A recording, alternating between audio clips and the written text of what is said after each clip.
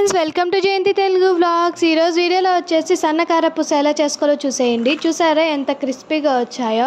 ఇంకా లేట్ ఎందుకు, వీడియోలోకి వెళ్ళిపోదాం రండి. ముందుగా ఒక ప్లేట్ పెట్టుకొని జల్లెడ పెట్టుకోవాలి.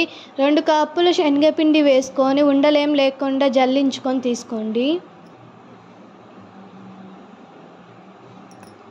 ఇప్పుడు 1 కప్పు బియ్యం పిండి వేసుకొని జల్లించుకోండి. 1.5 టేబుల్ స్పూన్ కారం, 1 tablespoon salt, 1/2 teaspoon పసుపు, కొంచెం వాము క్రష్ చేసుకొని వేసుకోండి. 1/2 టేబుల్ స్పూన్ నెయ్యి, 1/2 టేబుల్ స్పూన్ ఆయిల్ వేసుకొని కలుపుకోండి. మొత్తం కలుపుకున్న తర్వాత కొంచెం కొంచెంగా వాటర్ వేసుకొని చపాతీ ముద్దలాగా గట్టిగా కలుపుకోండి.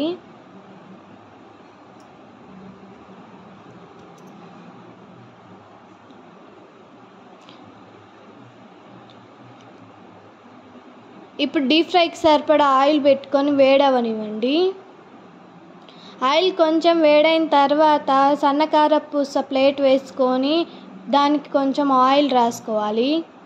ఆయిల్ రాసుకున్న తర్వాత పిండి ముద్దలోంచి కొంచెం తీసుకొని స్ట్రైట్గా అనుకొని కారపూస దాంట్లో వేసుకొని కారపూసలాగా ఒత్తుకోండి.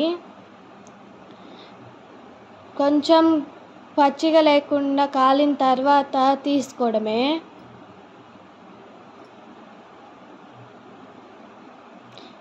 సేమ్ ఇలాగే రిపీట్ చేయండి పిండి ఉన్నంత వరకు.